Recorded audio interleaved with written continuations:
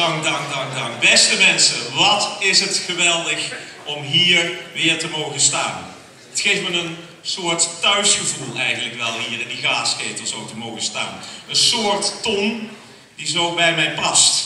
De afgelopen donderdag bij de Zoutmensen, die door een beeg, ik denk even kijken waar zitten we nu ongeveer, daar was de ingang, dus beeg die kant op. Daar heb ik mijn eigen ton mee moeten nemen. Want een sleuteloverdracht zonder ton, dat slaat als een tang op een... Heel goed.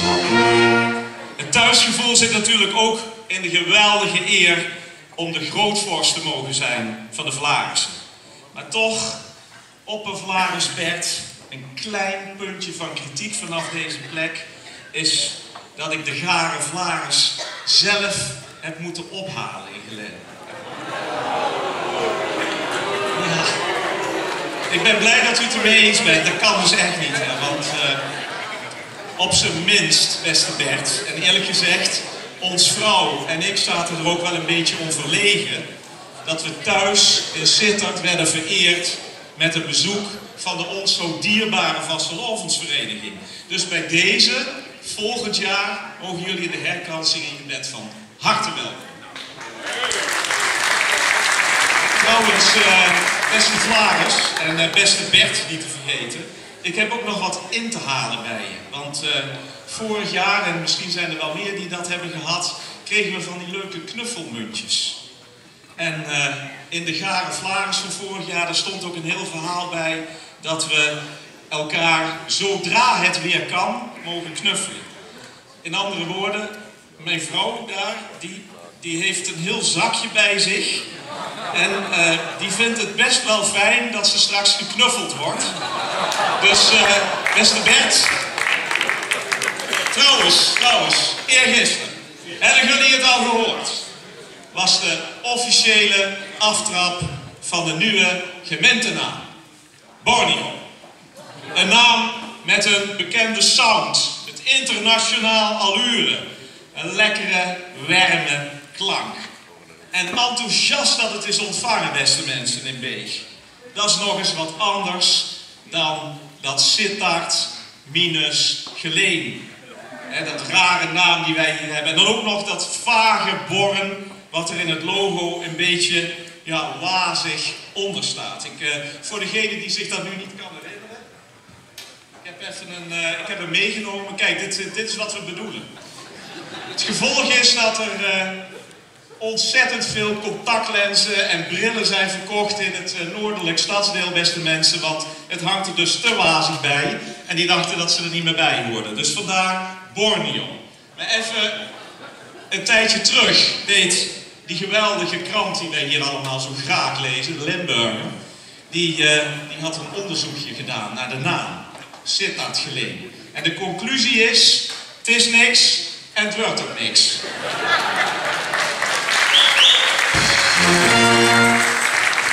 Werk aan de winkel dus voor een burgemeester. En sinds dat onderzoek, en dat was alweer 2 jaar terug, werd ik stevig onder druk gezet. Ik moet het zeggen.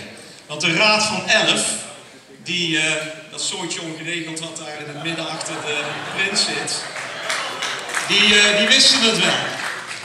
Neer-Geleen moest de nieuwe naam van de gemeente worden. Want, en dat snappen jullie natuurlijk ook direct allemaal waarom het Neer-Geleen moet zijn, de wereldstad kijkt neer op de rest van de gemeente. Zelfs op Sittard. Dat mag je verklappen hoor. Als grootvorst van de Vlaarsen hoorde ik lang leven Neer-Geleen, natuurlijk Geer. Maar als pacifist, als hoeder van de liefde vrede, nee, toch echt niet. Want beste mensen, zoals jullie hechten aan mijn verleden, zo hecht ik aan mijn toekomst. En ja, wie ere toekomt, een niet nader te benoemen oud-wethouder, die heeft iets bedacht. Zeg maar een heel correct politiek compromis, waar iedereen een puntje aan kan zuigen en zeker de tafel waar die raadsleden van ons zitten. Maar om elke schijn van belangenverstrengeling te vermijden, moesten we wachten totdat hij na een oneindig lange tijd als wethouder terugtrad. En nu, juist nu we 2 maal 11 jaar bestaan als gemeente, was het aan mij als sleutelbewaarder van deze gemeente om de nieuwe naam dus te presenteren. Borneo. Born-EO. En dan zie ik jullie denken, als ik het voetbalshirt van onze nieuwe vereniging hier voor mij hang, dan zie ik jullie denken, EO, waar ken ik dat logo toch van? Geef het toe, geef het toe. Het is niet zo bijster origineel, deze burgemeester, maar ik heb het geleend van de evangelische omroep, dames en heren. Want we moeten er wel een beetje in gaan geloven, hè, die nieuwe naam van de gemeente. Dus, Borneo!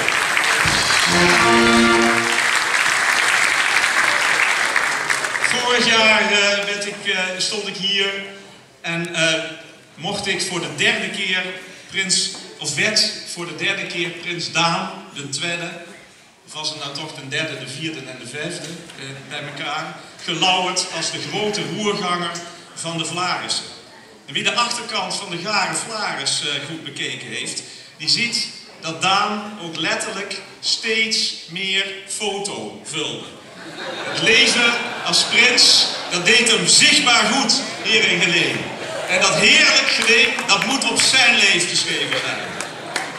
En hij heeft het geweldig, hoe kan het ook anders met zo'n naam, gedaan. Mij er stevig tussengenomen tijdens de sleuteloverdracht. In andere woorden, beste Sjoerd, de nurste, de lat is hoog gelegd door die 2 pfennig, of is het vanwege de inflatie inmiddels 3 pfennig geworden? Ja mensen, die Sjoerd, dat is een droomprins. Natuurlijk voor zijn lief, voor Meerte, waar hij al 6 jaar gelukkig samen mee is. Maar het gaat nog wat verder terug, om precies te zijn tot zijn kinderjaren. Al 2 keer 11 jaar heeft hij gewerkt naar dit moment. Stadsprins worden van Geleen. Een droom die werkelijkheid werd. Het lijkt wel het begin van een mooi sprookje. Vanaf het moment dat hij wist dat hij oppervlaris Bert moest paaien, heeft hij er ook werk van gemaakt.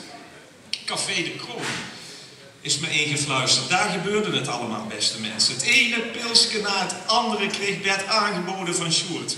Bert werd niet alleen zo zat als een schub, hij had, ondanks al die alcoholische neven, toch wel in de gaten wat die Sjoerd in zijn schild voerde. Bert ging zelfs op zijn blote knieën, ja echt beste mensen, op zijn blote knieën voor de uitbater van de kroon en heeft hem gesmeekt om Sjoerd tot kroonprins van het café uit te roepen. En zelfs toen dat gebeurde, zei Sjoerd, nee, ik wil maar één ding. En als Sjoerd, beste mensen, zijn zinnen op iets heeft gezet, ja, met 100.000% gaat hij er dan tegenaan. Alsof hij alles van de voorbije 28 jaar, zo oud is hij, moet inhalen. Want dat hij als klein manneke eigenlijk heel verlegen was, daar is weinig van te merken. Dat jij vroeger ook heel stil was, beste Sjoerd. Zo stil, beste mensen. Het enige wat je toen over Sjoerd hoorde, was dat je hem nooit hoorde. Stil. Maar ook daar is niks meer van te merken. Sterker, als stadsprins hoor je op het hoogtepunt, beste Sjoerd, eigenlijk te gaan. En niet zelf het licht uit te doen. Maar ja, nu je zelf het hoogtepunt bent, dan kun je altijd doorgaan, toch? Ach, als je dan toch door of weg moet gaan als je dan toch weg moet gaan van de asjes, dan neem je gewoon iedereen mee naar huis. Zoals de leden van de Raaf. Borrelen kun je immers ook thuis. Niet waar, Meerte? Of was het toch allemaal een beetje te laat geworden? In ieder geval, één ding weet ik zeker, beste mensen. Die Sjoerd, die lag er niet wakker van.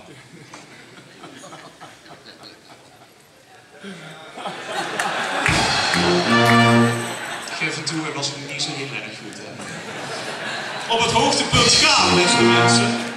Daar kunnen ze in de raadzaal ook wat van. Ja, die politiek hier zit dat geleend.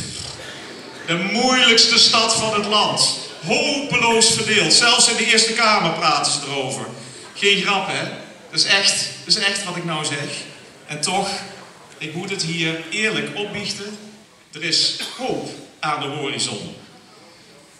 En het is wel jammer dat ze er niet is, want dat pittige ding van de Marcelinestraat, die mout, die weet de boel wel vernieuwend op te schudden in de raadzaal, mensen. Dat was het motto ook van haar partij. PIT, politiek in het theater. En dat is gelukt. Dus applaus voor Mout.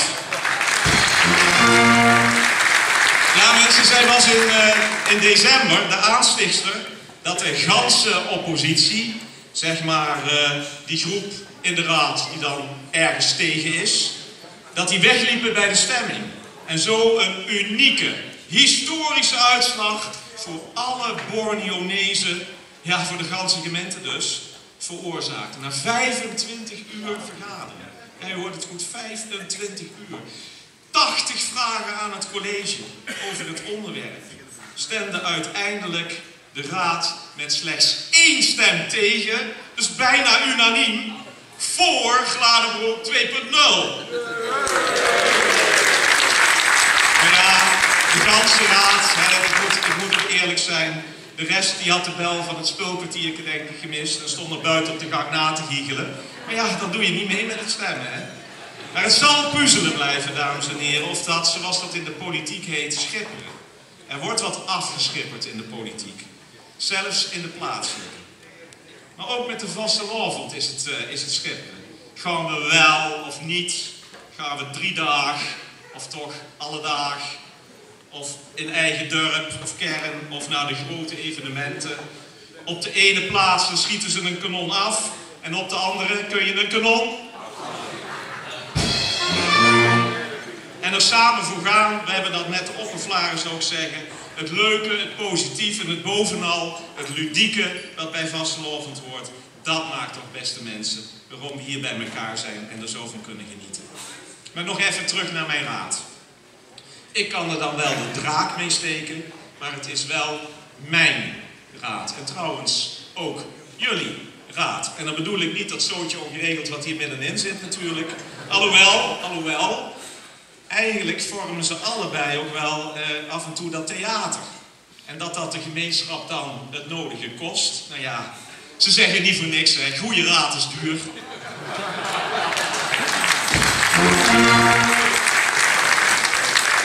Ik moet even kijken op mijn lossie, beste mensen, hoe laat het is. Want oppervlaris Bertie heeft me niet alleen in de koets, maar ook 2 dagen terug, gisteren nog, net nog, toen we hier ook weer binnenkwamen, op het hart gedrukt dat het allemaal niet te lang moest duren. Want we hebben geweldige acts hier straks op het podium. Daar bedoelt hij dus kennelijk niet mij mee.